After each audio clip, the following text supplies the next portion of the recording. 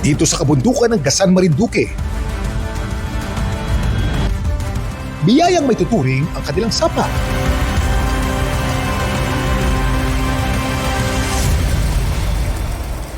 Yan o, dalawa na. Dalawa na yung nagadali.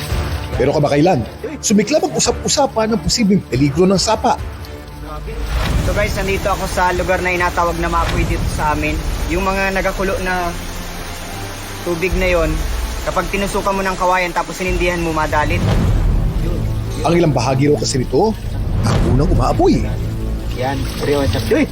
Lakas!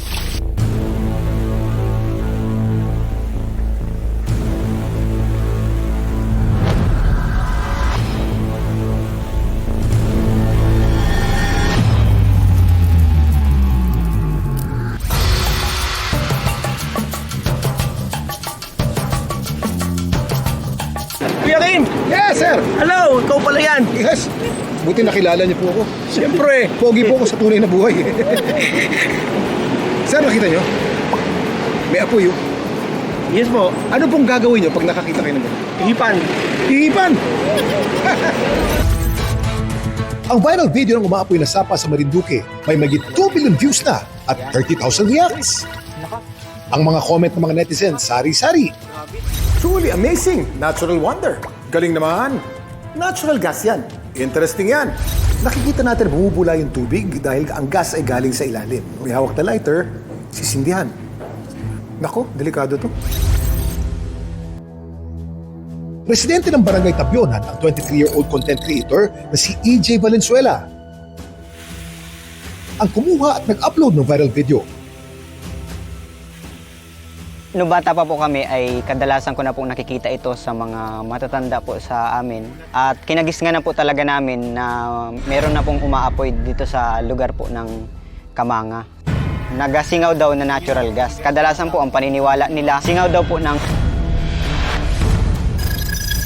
Naglalabas na sila. Kinakain yung mga itlog, yung mga manok, pati mga sisiw. Kabila!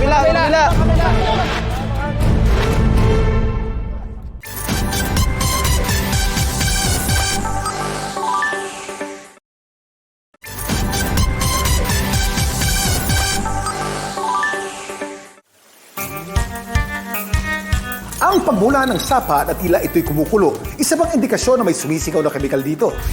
Una nating tignan ang karapit na bulkan nitong sapa ng maapoy, ang Bulkang Malindig, na isang uri ng stratovolcano. Ang stratovolcano ay isang uri ng bulkan na naglalaman ng makapal at malapot na lava at iba pang volcanic material. Dahil mas matigas ang lava, hindi ito madaling umaagos at sa halip, naiipon sa mga vent ng bulkan. Ito ang dahilan kaya kadalasang steep at mas hugis cone ang isang stratovolcano kumpara sa iba.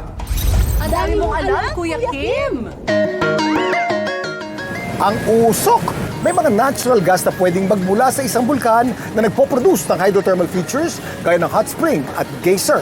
At ang mga ito ay naglalabas ng gas katulad ng carbon dioxide, sulfur dioxide at hydrogen sulfide na siyang extremely flammable o nagsisindi kaagad. Dami mong alam, Kuya Kim!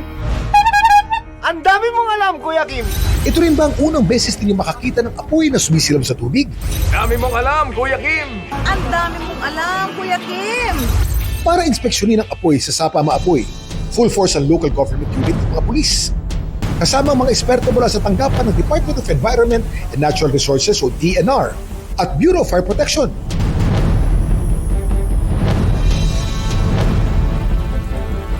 Kami po ay nagpapaalala sa ating po mga kababayan, lalo higit po sa Barangay Tabyonan, na hindi po natin dapat basta-basta sindihan ang ating pong gas na lumalabas dito sa ating likod. Alam naman po natin na ang gas na yan ay maaaring makulob. No, once na ito'y makulob, maaaring mag-cause siya ng explosion. Wala pa raw formal na pagsusuri sa nasabing kemikal. Pero sa inisyal nilang pag-imbestiga, sa bulkan ng Malindig nagmumula ang gas na lumalabas dito. Mas mabuti pong pag-aralan ng mga dalbhasa. Hindi lang po iisa ang lugar na ito na mayroong apoy na lumalabas. Meron din po sa lugar ng Dungunin na kung saan meron dong tabing ilog din na may nag-aapoy din kapag sinisindihan. sinadya namin ang tanggapan ng Feebox para lubos na maunawaan ang singaw na nilalabas ng bulkan.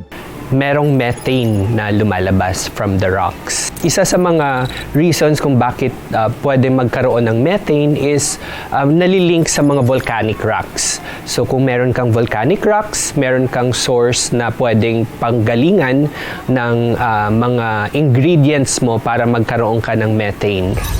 Habang patuloy pang iniimbestigahan ang tungkol sa kemikal na nag-aapoy sa sapa ng maapoy, huwag nating kalimutan ang mas higit na importante, ang nag-aalab na kagustuhang mapangalagaan ito.